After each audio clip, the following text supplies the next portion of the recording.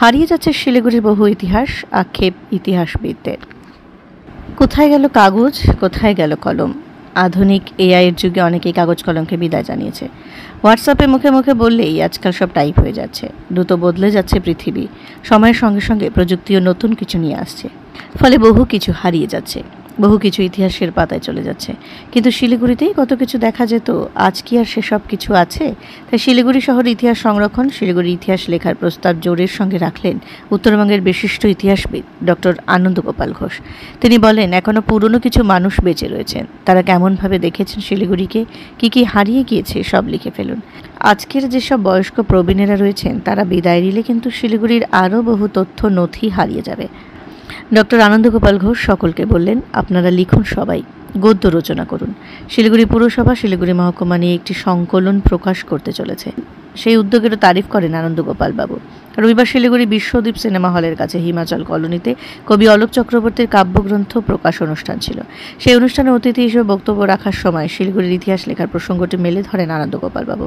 অনুষ্ঠানে শিলিগুড়ির মেয়র গৌতম দেব, deputy mayor Ranjan সরকার, প্রাবন্ধিক ও লেখক সৌমেন নাগ, অশেষ দাস, ডাক্তার সন্দীপ সেনগুপ্ত সহ আরও অনেকে উপস্থিত ছিলেন। উদ্বোধনী সঙ্গীত পরিবেশন করেন মেঠো সুরের বিশিষ্ট সঙ্গীত শিল্পী সাত্তার উদ্দিন আহমেদ।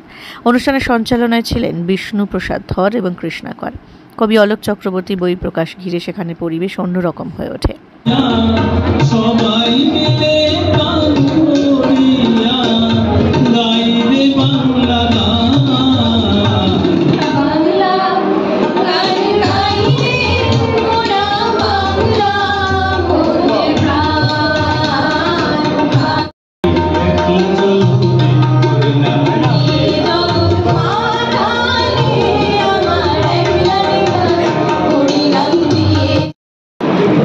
আনন্দগোপাল ঘোষ মহাশয়, বিশিষ্ট প্রাবন্ধিক শ্রী সৌমেন নাগ মহাশয় এবং আজকের অনুষ্ঠানের সভাপতি শ্রী অশেষ দাস মহাশয়, প্রাবন্ধিক, গল্পকার শ্রেবন্তী ঘোষ এবং ডাক্তার।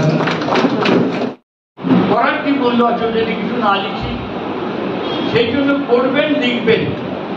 আপনারা আপনাদের স্মৃতি কথা লিখবেন, আপনারা শিলিগুড়ির সেই কথা লিখবেন যখন শিলিগুড়ির মধ্য দিয়ে ছোট রেল লাইন যাচ্ছিল, যখন শিলিগুড়িতে থানার কাছে বাগদান ছিল, সেই 64-65 কিশোরের কথা, যত নকশালের কথা, কত কথা। নবীন শহর কিন্তু প্রবীণ জনপদ। তা নবীন শহরের জন্য আপনারা প্রবীণ জনপদের কথাগুলো আপনারা লিপিবদ্ধ করুন।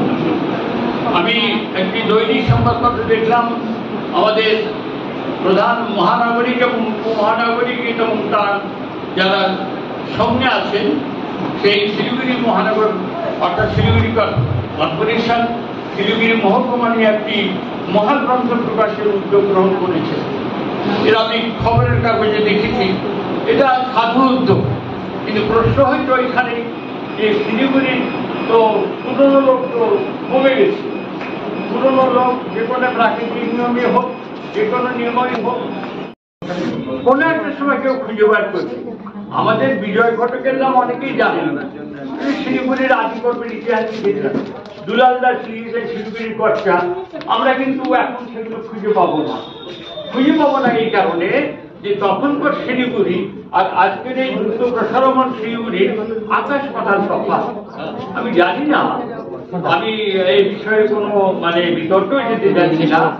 একটা মনে হচ্ছে যে এরকম ভাবে এই যে যেমন হয় ফুলকপি বা লাউ বড় করা হয়, এইভাবে বড় হওয়াটা সমাজের পক্ষে বলতে ভাগ্যকর নয়।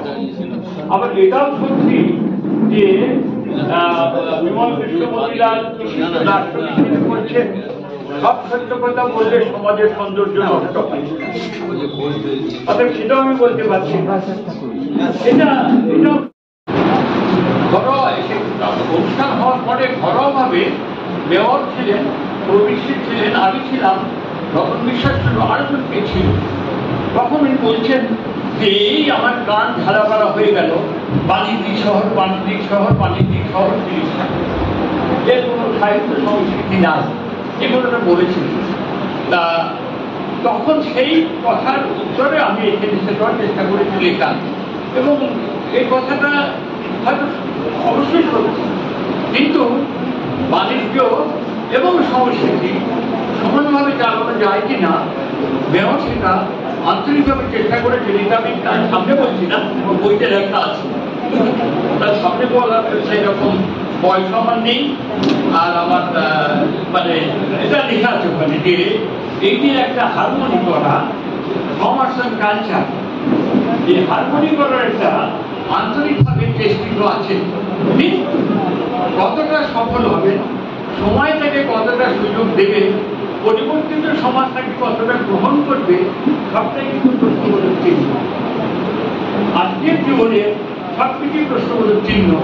আজকের জীবনে কোনো কিছুরই নিশ্চয়তা নাই, কোনো কিছুই আপনি বলতে পারেন না, এবং এত দ্রুত পরিবর্তন হচ্ছে, সেই পরিবর্তনের সঙ্গে তাল মিলিয়ে চলা যে কোনো মানুষের সুস্থ মানুষের পক্ষে কঠিন ব্যাপার। দেখ, এত বিদ্যুৎজনের সামনে তো কথা তো বেশি বলতে ইচ্ছে করে। চেয়ারম্যান থেকে মেয়র স্মারকগ্রন্থ হচ্ছে, এই স্মারকগ্রন্থ অর্থাৎ শিলিগুড়ি পৌরসভার স্মারকগ্রন্থ প্রশান্ত হ্যাঁ মহকুমাকে, তা এই স্মারকগ্রন্থ মহকুমা হচ্ছে, তাহলে সেইখানে কিন্তু আপনাদের যেহেতু আপনারা অনেকেই নতুন, আপনারা অনেকেই নতুন, কিন্তু এই শহর পাওয়া মুশকিল, ওইগুলো সেই চিহ্নগুলো নাই আছে। তা এখন সেবন্তীর বাবা হরেনবাবু অনেক কিছু রেখে গেছেন, সেগুলো আপনারা ব্যবহার করতে পারবেন। অশেষবাবু চর্চা করেন, সোমেনবাবু তো আমাদের শিলিগুড়ির লিভিং ডিকশনারি, তাতেও আমাদের অসুবিধা নাই। আপনারা, আমি বলছি এই কারণে আমার মনে হচ্ছে কুচবিহারে একটা এরকম গ্রন্থ বেরিয়েছে, কুচবিহার পৌরসভা থেকে, মালদা পৌরসভার কিন্তু প্রত্যক্ষ নয় পরোক্ষভাবে একটা গ্রন্থ প্রকাশ করেছে। সেই জন্য নবীন শহর শিলিগুড়ি তার বিষয়টা যাতে সকলে জানে, এই জন্য আপনারা সকলে এগিয়ে আসবেন। আর কলমকে বলছি যে কলম যেমন ধরেছেন, কলম যতক্ষণ আপনাকে কলম ধরা কিন্তু সহজ নয়। সকলেরই দুটো পা, দুটো হাত, দুটো পাতে হাঁটতে পারেন, কিন্তু দুটো হাতে লিখতে পারেন। ওইখানে কোথাও একটা ডিফাইন পাওয়া, একটা ঐশ্বরিক শক্তি আপনাকে সাহায্য করে। কারণ আপনারা দেখবেন, বাস্তবজীবনে দেখবেন যে লেখা খুব কঠিন ব্যাপার। শুধুমাত্র শিলিগুড়ি, শুধুমাত্র ব্যবসায় শিলিগুড়ি নয়, এই শিলিগুড়ি একটা আবেগের শিলিগুড়ি। এই শিলিগুড়ির ভেতরে একটা ফল্গু ধারার মতন বয়ে চলেছে, এটা হয়তো অনেকে আমরা খুঁজে রাখি না। তার মধ্যে চলেছে একটা প্রাণ চাঞ্চল্য এবং সৃষ্টির একটা ধারা। শিলিগুড়ি বৈকুণ্ঠপুরে ছোট্ট গ্রাম, তাকে ছিনিয়ে এনেছি জলপাইগুড়ি থেকে। জলপাইগুড়ি শিলিগুড়ি শহরটা কোথায় ছিল, তাকে নিয়ে এখানটাকে প্রতিষ্ঠা করেছি। একসময় শিলিগুড়ি এবং জলপাইগুড়ির দ্বন্দ্ব, আমরা সেই দ্বন্দ্বকে মুছে দিতে চেয়েছি, এবং আমরা চেয়েছি শিলিগুড়ি হয়ে উঠুক শিলিগুড়ি, শিলিগুড়ি এবং জলপাইগুড়ি নয়, শিলিগুড়ি হয়ে উঠুক শিলিগুড়ি উত্তরবঙ্গের একটা শহর, জলপাইগুড়ি এবং শিলিগুড়ি হয়ে উঠুক ইতিহাসের একটা প্রতিরূপ। তাই আজকে যেটা গৌতম যে এবং রঞ্জনের সাথে কথা হচ্ছিল, তারা যে দায়িত্ব নিয়েছে, শিলিগুড়ির একটা পূর্ণাঙ্গ ইতিহাস হওয়া দরকার। আমার শিলিগুড়ি, এই একটা ভাবনা আমাদের মনের মধ্যে প্রকৃত হওয়া দরকার। আমার শিলিগুড়ি হোক আমার আগামী দিনের পরিচয়, তার একটা মহতি দায়িত্ব শিলিগুড়ি এই পুরো কর্তৃপক্ষ নিয়েছে, এবং সেই দায়িত্ব পালনের দায়িত্ব সবার। আমরা যারা এখানে আছি প্রত্যেকে কবি, সাহিত্যিক, গ্রন্থকার, সবাই যে যতটুকু জানি সব কিছু উজাড় করে দিয়ে আমার শিলিগুড়িকে, যে শিলিগুড়ির ইতিহাস, সেই শিলিগুড়িকে তুলে ধরা।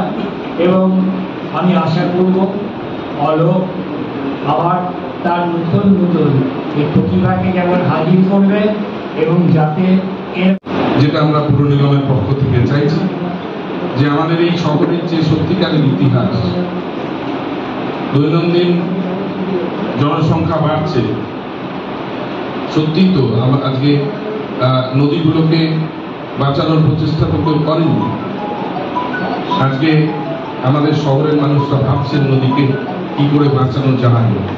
আমরা সেই জায়গাটাতে মানুষের সঙ্গে থেকে আমরা সেই কাজটা করার চেষ্টা করছি। একইভাবে যারা লেখেন, যারা কবিতা লেখেন, যারা প্রবন্ধ লেখেন, তারা এই কথার মধ্যে দিয়ে মানুষকে কাজ করার জন্য অনুপ্রাণিত করেন, ইতিহাস তৈরি করেন। আমাদের কাজ, আমরা সেই কাজটিকে স্বতঃস্ফূর্তভাবে এগিয়ে নিয়ে যাওয়ার চেষ্টা করি। এবং যারা কবি, যারা গান করেন, যারা গান লেখেন, যারা প্রবন্ধ লেখেন, তারাও একই কাজ একটু অন্যভাবে তারা করেন। এটা আমি মনে করি আজকের দিনে দাঁড়িয়ে নিশ্চিতভাবেই আমাদের শহরের একটা গর্বের দিন যে আমাদের সঙ্গে কাজ করেন যিনি দীর্ঘদিন থেকে কাজ করছেন, মানুষের সেবায় কাজ করছেন, একটা নতুন সমাজকে দেখার জন্য চিন্তা করছেন। তার কলম থেকে সেই শুভ চিন্তাগুলো আজকে মানুষের কাছে তুলে ধরা গেল। নমস্কার, শুভ সন্ধ্যা। উপস্থিত সকলকে শ্রদ্ধা বরতে চিত্তে বিশ্বায়নের বাংলা জানায় আন্তরিক শুভেচ্ছা ও অভিনন্দন। বিশেষ কৃতজ্ঞতা ও ধন্যবাদ এই অনুষ্ঠানের আয়োজক শ্রী অলোক চক্রবর্তী মহাশয়কে এই মঞ্চে আমাদের আমন্ত্রণ জানাবার জন্য।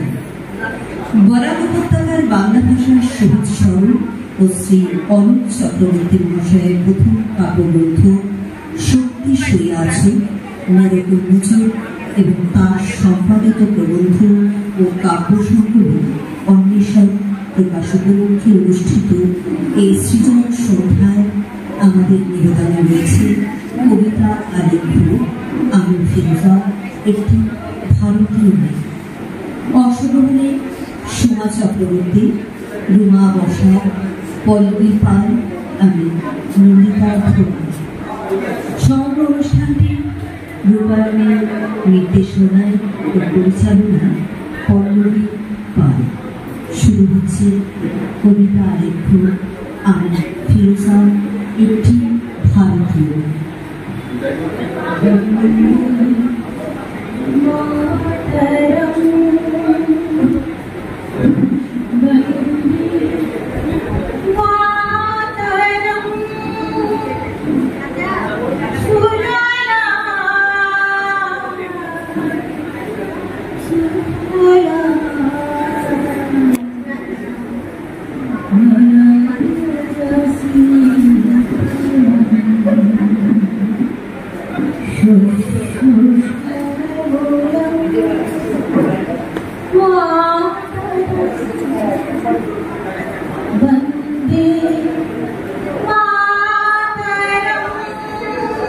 সমাজের যে অসঙ্গতিগুলো আমাদের ক্লান্ত করে, বিধ্বস্ত করে, আমাদের মনের ভেতর রক্তপাত ঘটায়, সেই সব তীক্ষ্ণ শ্লেষ সংবেদনশীল সত্তা নিয়ে আজকে এই কবিতা আলেখ্য আমি ফিরোজা, একটি ভারতীয়।